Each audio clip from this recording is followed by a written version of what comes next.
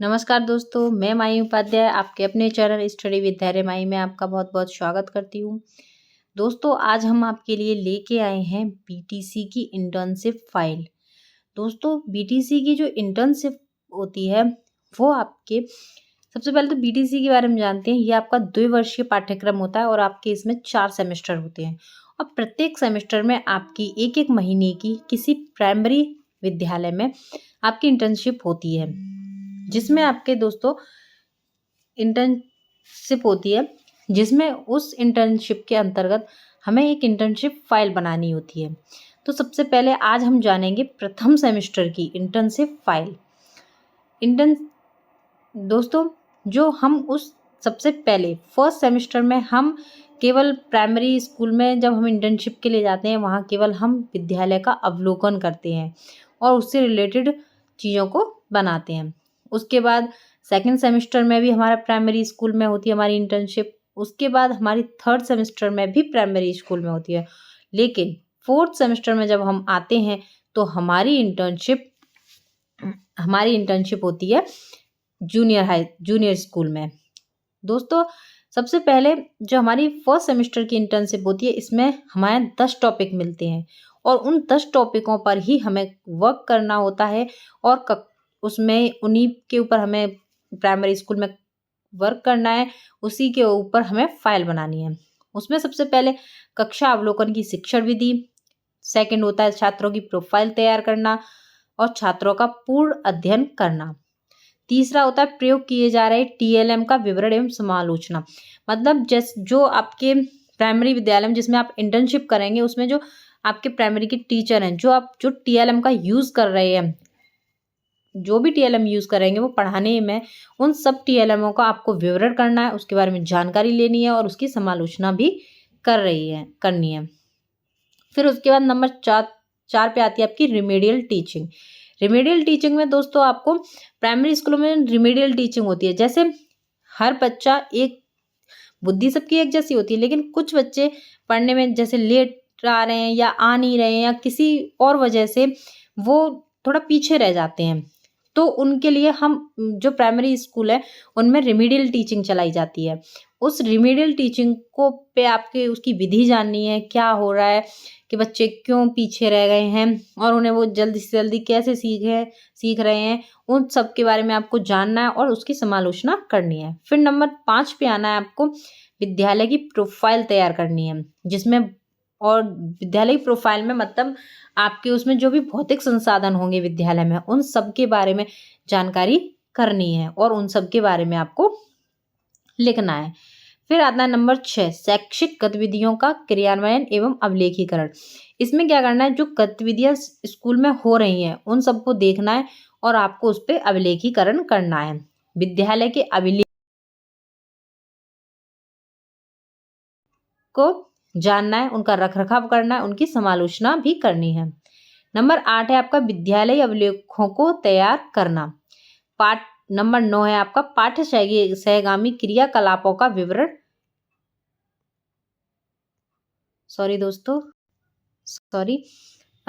Number 9 पाठ्य सहगामी क्रियाकलापों का विवरण एवं समालोचना करना। नंबर 10 आता है आपका सामुदायिक सहभागिता की स्थिति, SMDC की स्थिति और उसकी समालोचना करना। चलिए दोस्तों, उसके बाद से अब हम अपने टॉपिक को स्टार्ट करते हैं। सबसे पहला टॉपिक है हमारा कक्षावलोकन शिक्षण विधि। इसमें दोस्तों हमें अपनी कक्षावलोकन करना है। अब जैसे देखिए, दिनांक डालनी है, फिर आपको दिन डालनी है। चलिए हम यहाँ से सबसे पहले आपको लिखना है कि आप जिस स्कूल में गए। आज हम 16 तारीख को स्कूल में 8:40 पे प्राथमिक विद्यालय में उपस्थित हुए। उसके बाद हमने वहाँ उपस्थित अध्यापकों को अपना परिचय दिया, उनका भी परिचय लिया और फिर बच्चों से प्रार्थना हुई। सभी अध्यापक अध्यापिकाएं वहाँ उपस्थित थे।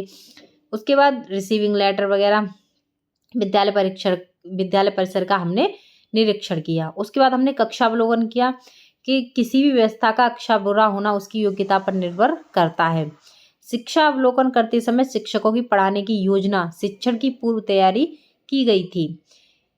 सभी छात्रों को समान रूप से समझाते हुए उन्हें समान रूप से शिक्षा प्रदान की जा रही थी। जो भी आप वहाँ पे कक्षावलोकन करेंगे वो सब आपको यहाँ पर लिखना है। पाठ्यक्रम के अलावा शिक्षकों द्वारा विद्यार्थियों को सामान्य ज्ञान का भी अध्ययन कराया जाता है। जो भी आप वहाँ देखेंगे उन सबको यहाँ पे आपको नोट डाउन करना है। और कक्षा में कैसा वातावरण था, बच्चों की सहभागिता थी या नहीं, बच्चे रुचि ले रहे थे, ये सब आपको उसमें नोट डाउन करना है।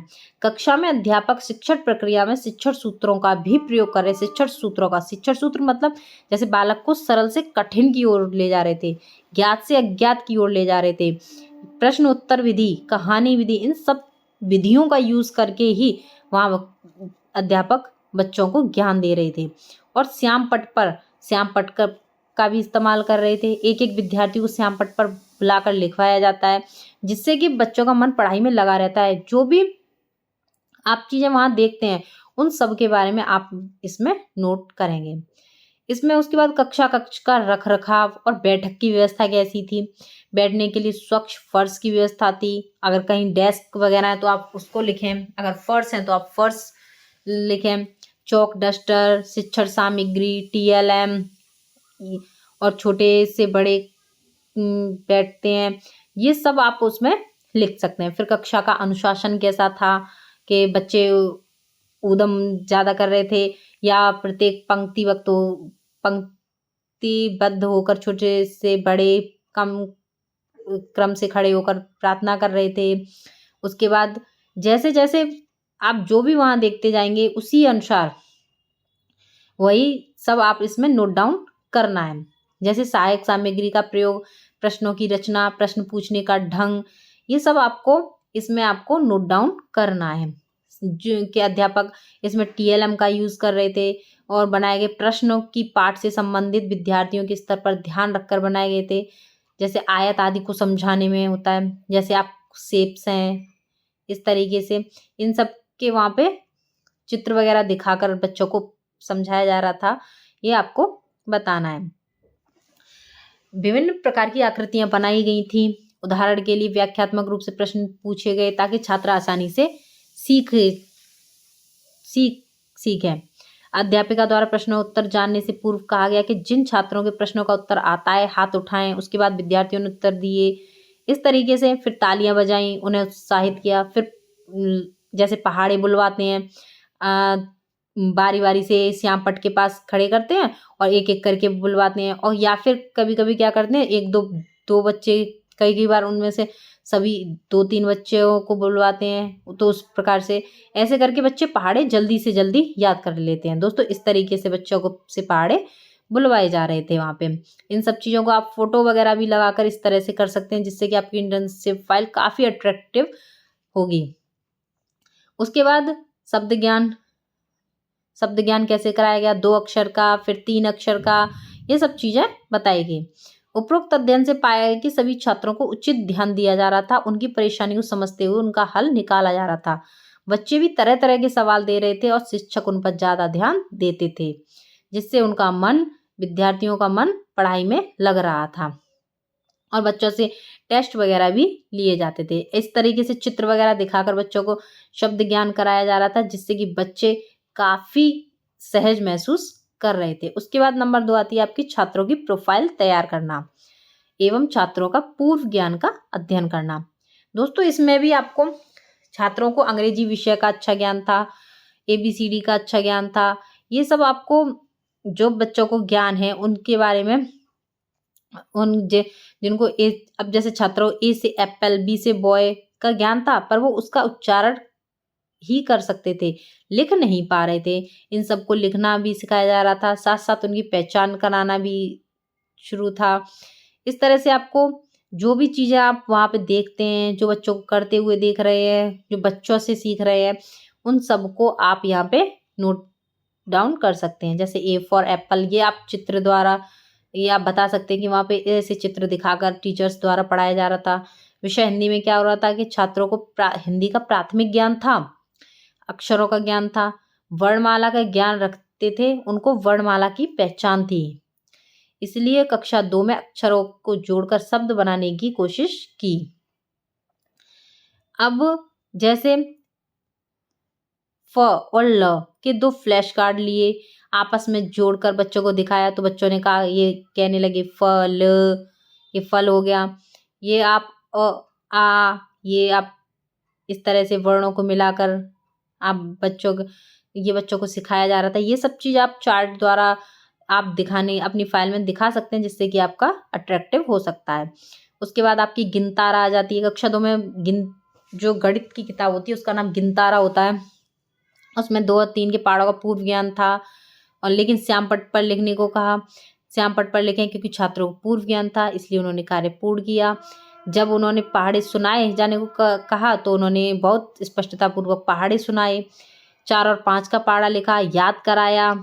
फिर इस तरह से धीरे धीरे उनका उच्चारण स्पष्ट हुआ। इस तरीके से आप बता सकते हैं, जैसे 4 और 5 का पहाड़ा कैसे याद कराया था वहाँ पे टीचर्स द्वारा, ये आप अपनी फाइल में ऐड कर सकते हैं। उसके बाद छात्रों का पूर्व ज्ञान, ये है आपका हिंदी। छात्रों को हिंदी का प्राथमिक ज्ञान था। छात्रों में हिंदी के प्रति रुचि जागृत थी। छात्रों को मैं कौन हूँ पाठ के माध्यम से जल के बारे में बताया। अब उनसे पूछा गया, बच्चों हम क्या पीते हैं प्यास लगने पर? बच्चों ने कहा जल। उनसे पूछा, बादल क्या करते हैं? उन्होंने कहा वर्षा। इसी प्रकार से उनसे जल से रिलेटेड बातें पूछी गई, और फिर उन्हें जल की उपयोगिता और महत्व को भी बताया गया कि इससे हम जल को अपने यूज़ में ला सकते हैं, और बारिश का जो जल होता है उसे भी हमें अपने यूज़ में किस प्रकार लाना चाहिए, ये सब भी बताया गया। ये सब आप अपनी फाइल में ऐड कर सकते हैं।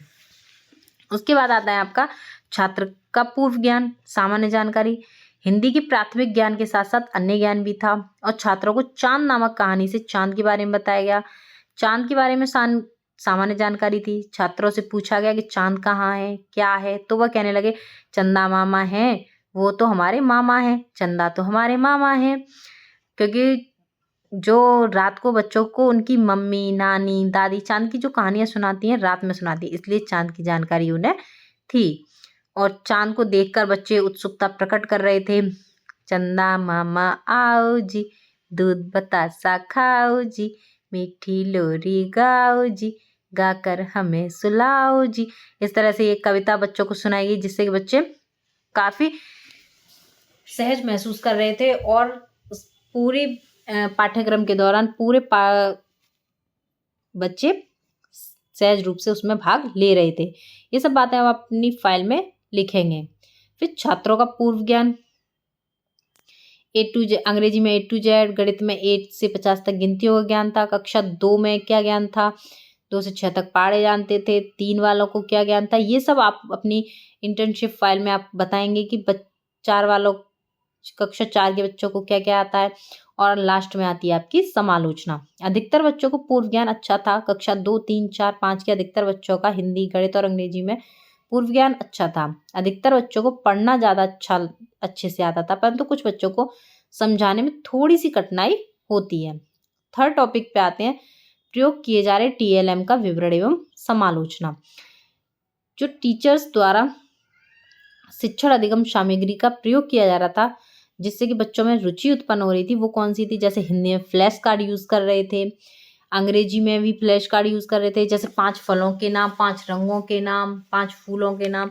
इस तरह से उन सब के लिए भी फ्लैश कार्ड का यूज़ कर रहे थे। त्रिभुज, कागज से त्रिभुज बनाना बताया, आयत बनाना बताया, आदि शिक्षण सामग्री का प्रयोग कर रहे थे। इसके बाद आते हैं हम अपना, जैसे वेजिटेबल्स चार्ट है आपका, इस तरीके से TLM के उदाहरण, जैसे छोटी बड़ी भिन्न को बनाने के लिए श्यामपट्ट, सभी अध्यापकों द्वारा उसे श्यामपट्ट पर बताया जाता है, और स्वयं ही छोटी व बड़ी भिन्नों की पहचान संकल्पना स्पष्ट होती है। वहीं TLM के द्वारा स्पष्ट करने के लिए बच्चों को 2 समान आकार के कागज लेकर एक कागज के 3 बराबर भाग टुकड़ों में बांट देते हैं। TLM भिन्न अलग अलग होते हैं, जैसे भाषा के अलग होते हैं, उसके बाद गणित के अलग होते हैं। ये TLM भी आप बता सकते हैं कि वहाँ कौन कौन से TLM यूज़ किए जा रहे थे, और किस किस सब्जेक्ट के क्या क्या TLM होते हैं, तो वो आप चीज़ें यहाँ नोट डाउन कर सकते हैं। अब जैसे फ्लैश कार्ड, ई, ये सब फ्लैश कार्ड के द्वारा, चार्ट का जो यूज़ हो रहा था वो सब, ये सब चीज़ें आप अपने बता सकते हैं। ये बच्चों की हमने तस्वीर लगाई। उसके बाद पोस्टर प्रयोग के द्वारा, पोस्टर जो प्रयोग हो रहा है उसके द्वारा, खिलौनों के द्वारा बच्चे खेल खेल में सीख रहे थे। बच्चे खेल खेल में भी बहुत सी चीज़ें, प्राइमरी स्कूल में जब आप टीचर बन जाएंगे तो प्राइमरी स्कूल में बच्चों को खेल द्वारा ही, मोस्टली चीज़ें खेल द्वारा ही सिखाने पे ज़्यादा जोर दिया जाता है कि बच्चों को खेल खिलाओ और खेल खेल में ही सीख जाएं। जैसे दोस्तों आप एक एक्टिविटी देखते हैं, तितली तितली रंग बता कौन सा, तो बच्चे बोलते हैं मन चाहे जौन सा। तो फिर एक बोलता है कि जैसे येलो कलर या पीला रंग, तो बच्चे पीला रंग पकड़ते हैं। इससे जैसे कि बच्चों को रंगों का ज्ञान हुआ। तो खेल खेल के द्वारा बच्चे काफ़ी कुछ सीखते हैं और रंगों का भी ज्ञान हो गया इससे। ऐसे ही कई खेलों के द्वारा बच्चों को सिखाया जाता है। अंग्रेजी TLM A to Z का, इसमें फ्लैश कार्ड का यूज़ करते हैं। रंगों का TLM, महीनों का TLM, शरीर के अंगों का TLM। शरीर के अंगों के TLM में आप हम सबसे पहले एक बच्चे को खड़ा कर लेते हैं, बच्चे को खड़ा करके उससे समझाते हैं। इस तरीके से हर एक चीज़ का TLM और एक्टिविटी को यूज़ करते हैं, जिससे कि बच्चे ज़्यादा से ज़्यादा अट्रैक्ट होते हैं और बच्चे सीख लेते हैं। और TLM 3 तरह के होते हैं। एक होते हैं प्राकृतिक, जैसे हम पेड़ पौधे और इन सब चीज़ों से बना लेते हैं। एक विभाग देता है, जो बेसिक शिक्षा विभाग है वो देता है, वो कुछ TLM देता है। और कुछ टीचर्स खुद भी बनाते हैं TLM, उनके द्वारा भी बच्चों को पढ़ाते हैं। क्योंकि बच्चे छोटे होते हैं, उनको पढ़ाने के लिए हमें TLM का यूज़ करना पड़ता है। उपयोग करने में सरल भी होते हैं और ये बच्चों को सिखाने में बहुत आसान होते हैं। कुछ बच्चे सहज नहीं हो पाते हैं, छोटे बच्चे होते हैं तो वो स्कूल आने में इतना सहज नहीं होते, लेकिन बच्चों को इस तरह खेल द्वारा और TLM का यूज़ करके सिखाते हैं तो उन्हें ये लगता है कि नहीं, स्कूल में खेल होते हैं, तो खेल के तौर पे फिर वो स्कूल में डेली आते हैं। इससे उपस्थिति भी बढ़ती है। तो ये सब चीज़ें आप अपनी फाइल में नोट डाउन कर सकते हैं। नंबर 4 है आपका रिमेडियल टीचिंग विधि एवं समालोचना। रिमेडियल टीचिंग एवं समालोचना। विद्यालय में शिक्षकों ने कमजोर बालकों के लिए रिमेडियल क्लास की व्यवस्था कर रखी थी।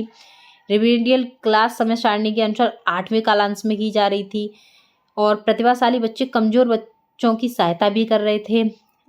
इस तरह से आप जो रिमेडियल टीचिंग हो रही थी उसके बारे में आप अपनी फाइल में एक एक करके लिख सकते हैं। बालकों के लिए परिवार ही उसकी प्रथम पाठशाला तथा प्रथम गुरु माता पिता होते हैं और उन रिमेडियल टीचिंग बालक अपने उत्तरदायित्व का निर्वहन तभी कर सकेगा जब शिक्षक और अभिभावक में परस्पर संबंध हो। उस रिमेडियल टीचिंग के लिए प्रत्येक अध्यापक उनके अभिभावकों से परस्पर संबंध रखे हुए था और जिससे कि बच्चे समझे जाए और बच्चों की बालकों के अंदर रिमेडियल क्लास में शिक्षक बालकों के अंदर प्रशंसा और बालक अपने आप को दूसरे बालकों से अलग ना समझा जाए, इसलिए मन लगाकर पढ़ाई करें। उत्साह का संचार भी कर रहे थे बच्चों में और बच्चों को निम्न व्यवस्था क्या क्या व्यवस्था करनी चाहिए, इन सब को के बारे में आप अपनी फाइल में नोट डाउन कर सकते हैं। दोस्तों जैसे गणित के विभिन्न क्षेत्रों में जिनमें छात्रों की अधिक कमजोरी होती है उससे उन्हें गोष्ठियों का आयोजन कराया जाए, इनके द्वारा भी छात्रों की कमजोरी दूर हो सकती है। अब जैसे विज्ञान विषय में अगर बच्चे कमजोर हैं तो उनके लिए एक एक बच्चों से प्रश्न पूछें, जैसे मछलियां सांस कैसे लेती है, मछलियां सांस किसके द्वारा लेती है, पक्षियों में हड्डियां कैसी होती है, राजस्थान में कैसे पौधे पाए जाते हैं। ऐसे प्रश्नों के द्वारा बच्चों में विज्ञान का भी रिमेडियल टीचिंग करा सकते हैं। रिमेडियल टीचिंग से नैतिक गुणों का विकास भी होता है। इस प्रकार से फिर आपकी आती है समालोचना। उसके बाद आते हैं हम नंबर 5, विद्यालय की प्रोफाइल तैयार करना एवं भौतिक संसाधनों की स्थिति समालोचना। विद्यालय में हर प्रकार से सुव्यवस्था है। विद्यालय का वातावरण वातानुकूलित और स्पष्ट है। हर प्रांगण में छोटे छोटे पौधे, छायादार वृक्ष हैं। इस प्रकार जो भी आपके विद्यालय में जो कुछ भी है, चौक डस्टर की उचित व्यवस्था है, वो सब आप अपनी फाइल में नोट डाउन करेंगे कि बच्चों को सुबह क्या कराया जाता है, प्रार्थना होती है, उसके बाद राष्ट्रगान कराया जाता है, बच्चों के लिए पट्टियाँ हैं बैठने के लिए या बेंच हैं और जो भी बातें बताई जाती हैं, कुर्सी मेज की उचित व्यवस्था है। ये सब चीज़ें आप जो भी भौतिक संसाधन है वो सब के बारे में आप अपने फाइल में नोट डाउन करेंगे। जैसे कमरे हैं, आपके विद्यालय में कितने कमरे हैं, उनमें छात्रों की कक्षाएं कैसे चलती हैं, ऑफिस है या नहीं है, पंखे हैं या नहीं, फर्नीचर है या नहीं, और है तो कितना है, रंगाई पुताई कैसी हो रही है विद्यालय में, ये सब चीज़ें आप नोट डाउन कर सकते हैं। पेयजल की व्यवस्था, अगर आपके मल्टीपल हैंड वॉश है तो उसके बारे में भी उसके बाद विद्यालय परिसर में चस्पा जो दोहे वगैरह, उन सबको भी आप उसमें लिख सकते हैं। जैसे हमारे विद्यालय में एक लग रहा था, बच्चे हैं चमन के फूल, इन्हें भेजो रोज स्कूल, स्वच्छ स्कूल सुंदर स्कूल।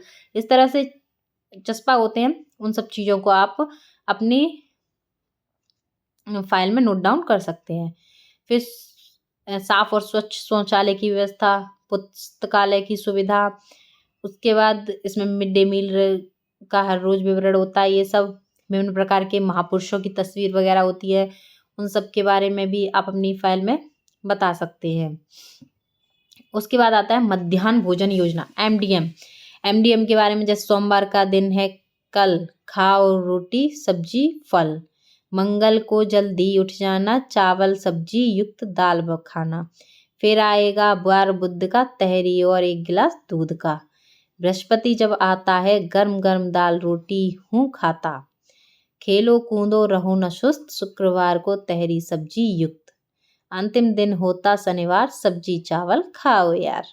इस तरह से आप अपनी फाइल को काफ़ी अट्रैक्टिव कर सकते हैं। ये एमडीएम कराते हुए बच्चों का फोटो है। उसके बाद आते हैं नंबर 6, शैक्षिक गतिविधियों का क्रियान्वयन एवं अभिलेखीकरण। उसके बाद गतिविधियां कराकर शिक्षण दिया जा रहा था। खो खो खेलों के द्वारा भी हर शनिवार को बाल सभा का आयोजन होता है, छोटी मोटी प्रतियोगिताएं कराई जाती हैं और बच्चों को पुरस्कार दिया जाता है। वृक्षारोपण के प्रति भी उन्हें जागरूक किया जाता है। प्रथम और द्वितीय बालकों को कलरव और गिनतारा कार्य पुस्तकों में कार्य दिया जाता। अब इस तरह से आप शैक्षिक खेल संबंधी गतिविधियों द्वारा शैक्षिक क्रियान्वयन के क्या क्या खेल कराए जाते हैं और खेल से क्या क्या लाभ होते हैं, इन सब चीज़ों के बारे में आप अपनी इंटर्नशिप फाइल में लिख सकते हैं। जैसे कि ये क्रिया संवेगों को रोकने में सहायक सिद्ध होती हैं। बालकों को इस प्रकार की गतिविधि आवश्यक होती है। शिक्षण में संगीत को माध्यम बनाना, प्रत्येक बच्चे को विद्यालय समय पर आए, विद्यालय में आने पर सर्वप्रथम प्रत्येक बच्चे को प्रार्थना करवाना, ये सब चीज़ें होती हैं। इस तरह से दोस्तों आप अपनी फाइल को काफ़ी अट्रैक्टिव बना सकते हैं। सॉरी, एक पेज 2 बार आ गया है। उसके बाद आता है ग्रुपिंग सिस्टम से पढ़ाना। इसमें क्या किया जाता है, बच्चों को, छोटे बच्चों को, कमज़ोर बच्चों को होशियार बच्चों के साथ बिठा देना, जैसे कि कमज़ोर बच्चों की होशियार बच्चे मदद करते हैं। तो इस तरीके से ग्रुपिंग सिस्टम मेथड,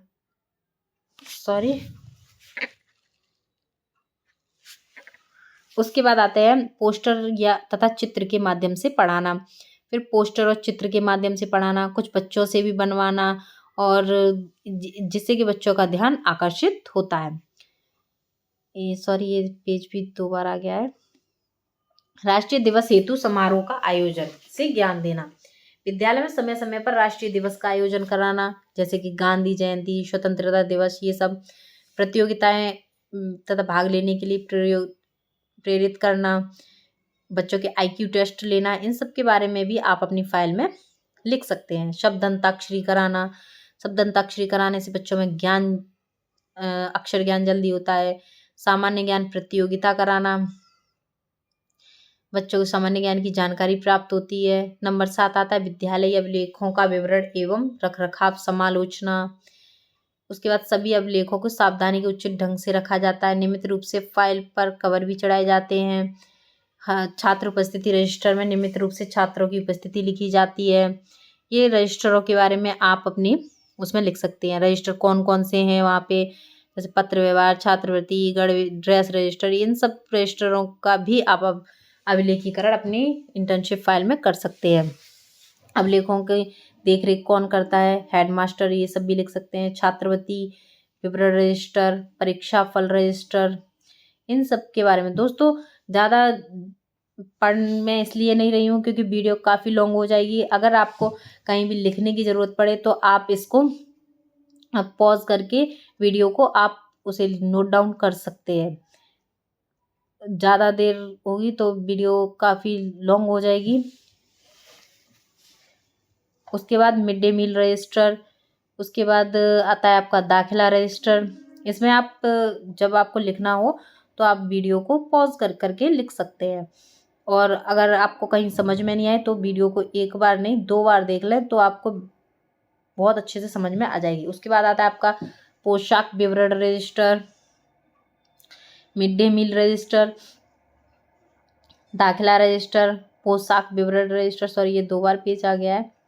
उसके बाद बौद्धिक स्तर से कमजोर विद्यार्थियों के लिए उचित शिक्षण व्यवस्था, विद्यार्थियों के व्यवहार की विशेषता, विद्यार्थियों को उपलब्ध सहायता, इन सब के बारे में आप अपनी फाइल में लिख सकते हैं।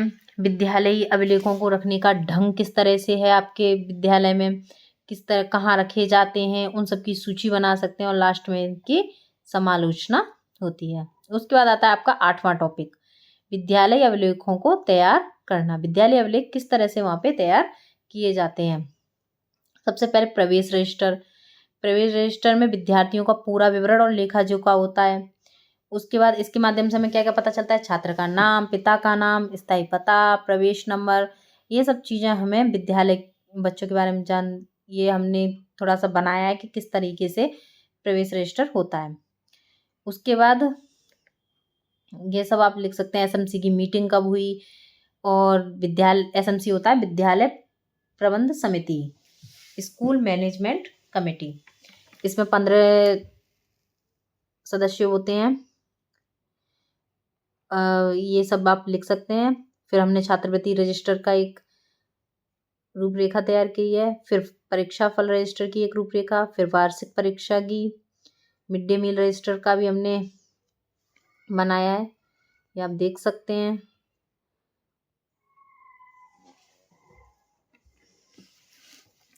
एमडीएम का चार्ट है, मिड डे मील लिख सकते हैं कब क्या क्या चीज़ आती है, जैसे देन ये 2 बार है। इस प्रकार विद्यालय अभिलेख तैयार किए जाते हैं। इन अभिलेखों की निम्न आवश्यकताएं हैं।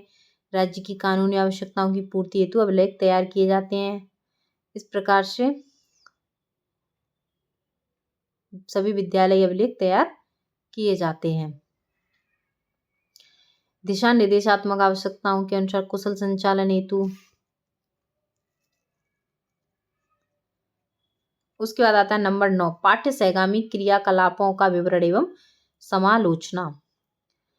कुछ समय पहले खेलकूद, नाटक, संगीत, वाद विवाद प्रतियोगिता जैसी क्रियाओं का पाठ्यक्रम से बाहर की वस्तु माना जाता था, लेकिन आज के टाइम पे अगर हमें बच्चों को पढ़ाना है तो इन सब को हमें पाठ्यक्रम में ही शामिल करना होगा। इन सब नामों से यह साफ जाहिर होता है कि संपूर्ण गतिविधि शिक्षा निरपेक्ष नहीं है बल्कि शिक्षा सापेक्ष की ओर इंगित करती है। पाठ्य सहगामी क्रियाओं के प्रकार खेलकूद, कुश्ती, बागवानी, तैरना, ये सब चीज आती है। मानसिक विकास के लिए आप भाषण प्रतियोगिता, पहेली, कविता, इन सब चीजों का आप कर सकते हैं। उसके बाद सांस्कृतिक में संगीत, लोक नृत्य, लोकगीत, मनोरंजन के लिए भी। उसके बाद समाज से भी संबंधी क्रियाकलाप, पाठ्य सहगामी क्रियाकलाप, ये सब आप कर सकते हैं। जो पाठ्य सहगामी जैसे 15 अगस्त पर विभिन्न क्रियाकलाप हुए, बच्चों को कई देशभक्ति गीत प्रस्तुत किए, इन सब के बारे में भी आप अपनी फाइल में नोट डाउन कर सकते हैं। राष्ट्रीय शिक्षा नीति 1986 के अंतर्गत खेलकूद, योगासन, स्काउट गाइड, रेड क्रॉस तथा अन्य साहित्यिक और सांस्कृतिक क्रियाकलापों को आयोजन पर बहुत बल दिया जा रहा है। बच्चे जितने स्वस्थ होंगे उतना ही उनके मस्तिष्क का विकास होगा। पाठ्य सहगामी क्रियाकलापों में उसके बाद आता है भ्रमण एवं निरीक्षण। भ्रमण के द्वारा भी बच्चे बाहर की दुनिया से परिचित होते हैं। इन सब के द्वारा भी आज के टाइम पे बच्चों के टूर वगैरह भी जाते हैं। इन सब के बारे में भी इन सब के बारे में आप अपनी फाइल में नोट डाउन कर सकते हैं। उसके बाद दोस्तों आता है विद्यालय पत्रिका का तथा प्रकाशन, समालोचना। नंबर 10 लास्ट, सामुदायिक सहभागिता की स्थिति, SMDC की स्थिति और उसकी समालोचना। शासन के निर्देशानुसार विद्यालय में विद्यालय प्रबंध समिति का गठन होता है। निःशुल्क अनिवार्य शिक्षा का अधिकार नियमावली 2022 के प्रबंध समितियों की अपेक्षा की गई है। प्रबंध समिति का गठन किया गया है जिसमें कुल 15 सदस्य होते हैं। एक सचिव होता है, एक अध्यक्ष होता है, एक सचिव होता है जो कि प्रधानाध्यापक, एक नर्स मिडवाइफ बोली जाती है, प्रशासनिक अधिकारी द्वारा नियुक्त अधीनस्थ कर्मचारी, लेखपाल भी होता है। सभी सदस्य या छात्रों के अभिभावक होते हैं। विद्यालय प्रबंध समिति में 50% भागीदारी महिलाओं की होती है और ग्राम प्रधान द्वारा चयनित एक व्यक्ति भी होता है। विद्यालय समुदाय का संबंध, क्योंकि दोस्तों ये भी आप बता सकते हैं कि जब तक विद्यालय के टीचरों का बच्चों के माँ बाप से अगर जुड़ाव नहीं होगा तो तब तक वो बच्चों के बारे में चीज़ें नहीं समझ सकते, बच्चों से भी जुड़ाव नहीं हो पाता है। इसलिए बच्चों से जुड़ाव करने के लिए अध्यापक उनके माँ बाप से भी जुड़ाव रखते हैं। समय सारणी, समय समय पर सभी आवश्यक मीटिंग होती हैं, जैसे कि आपकी शिक्षक अभिभावक मीटिंग, शिक्षक SMC की मीटिंग, पेरेंट्स मीटिंग। इस सब में SMC के सदस्य, सचिव, विद्यालय के हेड मास्टर, इन सब में ये सब लोग आते हैं और बच्चों की जो भी समस्याएं, जो कि जैसे टीचर्स को कोई समस्या आ रही है तो वो SMC के लोगों से कहते हैं, और पेरेंट्स मीटिंग में बच्चों के पेरेंट्स से बात करते हैं कि ये दिक्कत है, तो पेरेंट्स भी उसे समझते हैं। और पेरेंट्स को दिक्कत आ रही है उनके बच्चों में कोई, कि ये बच्चा ये सीख नहीं रहा है या ये हो रहा है या कुछ भी, कोई की भी कंप्लेंट हो, तो उन चीज़ों को वो टीचर्स को बताते हैं। इस तरह से ये मीटिंग की जाती हैं। इन सबको आप अपनी फाइल में कर सकते हैं। SMDC यह समिति प्रधान तथा प्रधानाध्यापक द्वारा विद्यालय के कार्यों के संचालन हेतु बनाई जाती है। इसमें शासन द्वारा मनोनीत सदस्य, लेखपाल, ANM, प्रधानाध्यापक द्वारा बुलाई जाती है। अध्यापकों की खुली बैठक में SMDC के अध्यक्ष का चुनाव होता है। यह 15 सदस्यीय समिति होती है।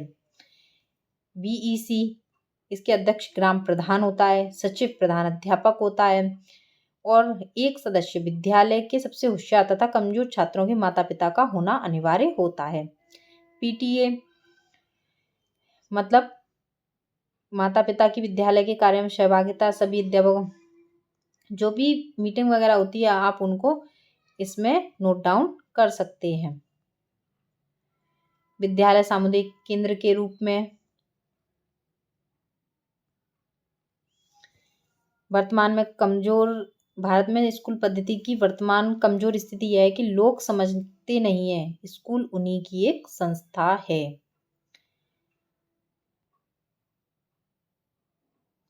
उसके बाद समालोचना, अध्यापक अपने द्वारा बच्चों को, अभिभावकों को उनके भविष्य के प्रति प्रेरित करते हैं। दोस्तों इस प्रकार से आज की थी ये हमारी इंटर्नशिप फाइल। अगर आपको कोई भी दिक्कत हो आपकी फाइल में तो आप प्लीज़ कमेंट बॉक्स में मैसेज कीजिएगा, कमेंट करिएगा। कुछ एक दो पेपर इसमें डबल आ गए हैं, उसके लिए माफ़ी चाहती हूँ। PDF में दोस्तों आज के लिए बस इतना ही। अगर आपको हमारा वीडियो पसंद आया हो, आपको हमारी इंटर्नशिप फाइल पसंद आई हो, तो प्लीज़ हमारे वीडियो को लाइक करना, अपने दोस्तों को भी शेयर करना, जिससे कि उन्हें भी इंटर्नशिप फाइल बनाने में काफ़ी हेल्प हो सके। और अगर आप चैनल पे नए हैं तो प्लीज़ हमारे चैनल को सब्सक्राइब करना। और दोस्तों इतनी मेहनत के लिए एक लाइक तो बनता है, तो प्लीज़ एक लाइक ज़रूर करिएगा। और कोई दिक्कत हो तो कमेंट भी करिएगा। और अगर आपको किसी भी टॉपिक पे, किसी भी क्लास के लिए, PTC हो, BEd हो या किसी अदर कॉम्पिटिटिव एग्ज़ाम के लिए कोई आपको वीडियो चाहिए, तो आप प्लीज़ हमारे कमेंट बॉक्स में कमेंट करिएगा, तो हम आपको उसी से रिलेटेड वीडियो बना के देंगे। हमारे एफर्ट्स के लिए हमें एक लाइक ज़रूर करिए और सब्सक्राइब करिए और अपने दोस्तों को भी शेयर करिए। आज के लिए बस इतना ही। धन्यवाद।